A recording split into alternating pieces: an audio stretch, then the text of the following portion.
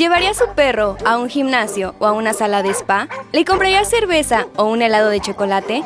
Actualmente existen establecimientos que ofrecen servicios de hotel, guardería, restaurante y hasta masaje para los amigos perrunos.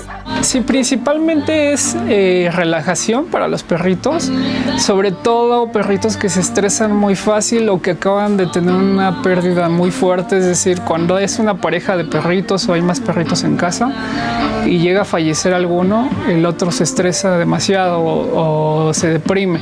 Entonces el masaje les ayuda a relajarse, a estar más tranquilos y a sobrellevarlo de una mejor forma. En cuanto al restaurante perruno, está creado para que el dueño pueda tomarse un café en compañía de su canino, a quien se le darán alimentos que no contienen ingredientes que pudieran hacerle daño. La parte de la cerveza para perrito, que es un tanto parecida a la cerveza para humano. Sin embargo, esta pues no tiene alcohol, no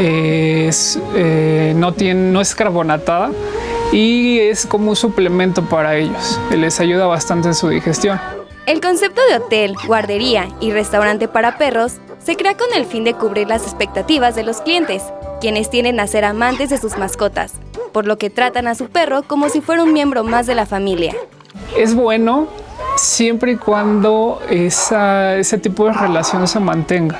Es decir, si desde pequeño yo voy a dar ese trato a mi perrito, que lo pueda dar durante el resto de su vida.